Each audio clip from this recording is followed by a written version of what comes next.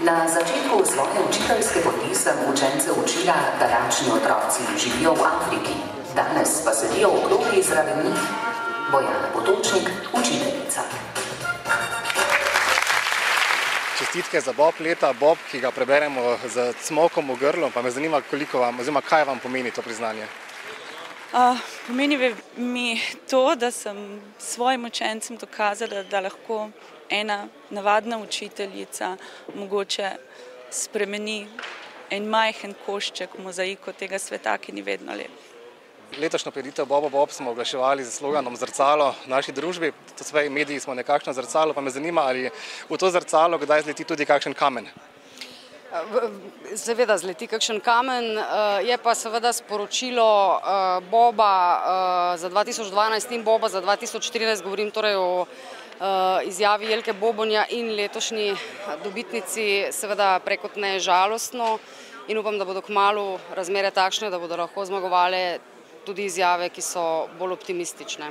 Ko človek pogleda, katere izjave so naročniki in bralci Večera prepoznali kot zmagovalne v minulih 15 letih, odkar Večerova akcija Bob obstaja, se vpraša tudi, ali ni podoba v našem zrcalu, vsaj v enem delu, že dolgo pravzaprav ista in nespremenjena. Denimo, na trgu so nekateri ljudje, ki hodijo iz firme v firmo, podsuzajo denar, firmo pa na koncu prodajo nekomu, ki ga ni. To je zmagovalna izjava, to je Bob leta, star je 12 let. Ali pa zmagovalna izjava, ki je že leta 2005 rekla, da propadajo velika podjetja in da skoraj da ni več nikogar, ki ne bi imel brezposelnega znanca ali sorodnika.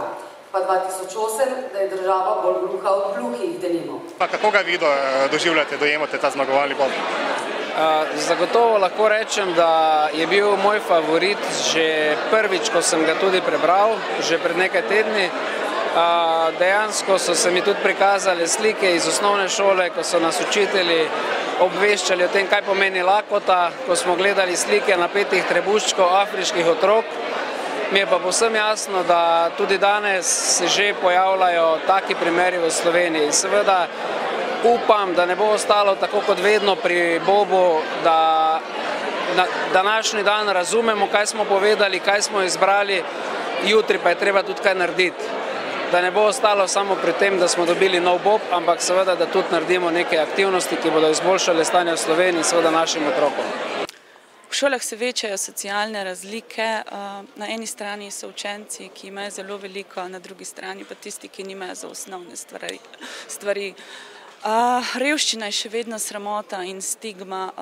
Tudi otroci, veste, ne povedo takoj. Pozoren učitelj začuti včasih stisko otroka. Koliko pa lahko sploh en učitelj naredi? Veste, včasih je dost, če komu plačaš kakšno predstavo, če mu urediš botrstvo za kakšno plačilo položnic. Včasih je pa dovolj, če ga samo poslušaš. To je izjava, ki pove, da se socialne stiske otrok v šolah povečujejo. Bojana Potočnik je učiteljica, ki te stiske vsak dan znova gleda, opazuje in kot opaža se povečujejo, zlasti v enostarševskih družinah in skratka razmere so takšne, da jih ni mogoče več spregledati. Kako velika je pravzaprav razlika med šolo v vaših šolskih letih in šolo, v kateri zdaj delate? To je čist drug svet. Če se spomnim, kakšna je bila šola v mojem otroštvu, se pravim, razlike se večajo, otroci so drugačni, tudi ni primerjave. Če pogledamo recimo v prihodnost, za nekaj let naprej, ste optimistka?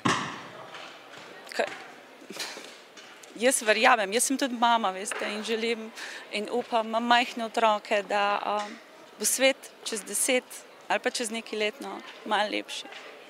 Ni skrivnost, da prireditev Bob že v bistvu od samega začetka, v kar jo pripravljamo v televizijskem prenosu, velja za enega izmed televizijskih vrhuncev v letu. Ljudje so jo očitno vzeli za svojo.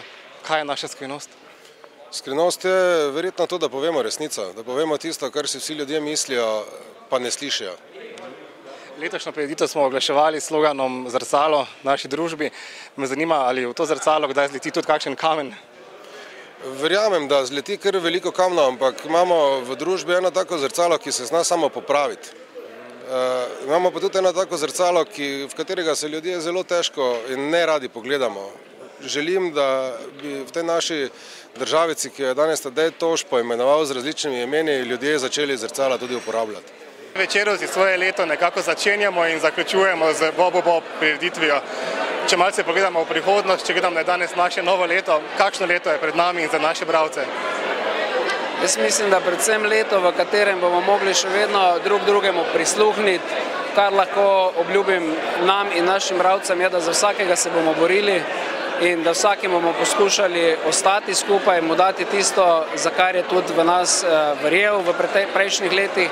Vemo, da vseeno smo časnik z najdaljšo tradicijo v celotni Sloveniji, ne samo na Štajerskem, in jaz menim, da takega brenda pač ne moramo pustiti, da se mu karkoli hudega zgodi. Treba v njega vlagati, v njega verjeti in seveda z vsemi močmi iti naprej. Jaz mislim, da je pred Večerom takšno leto kot pred vsemi Slovenci. Torej med vrsticami? Med vrsticami je povedano, kako si bomo poslali, tako bomo tudi spali in ne smemo zaupati tistim, ki nam niso blizu. Pa za naše bralce, kaj jih čaka? Naše bralce pa čaka najboljše branje vsak dan. Vsak trenutek, vsako sekundo, tudi na internetu.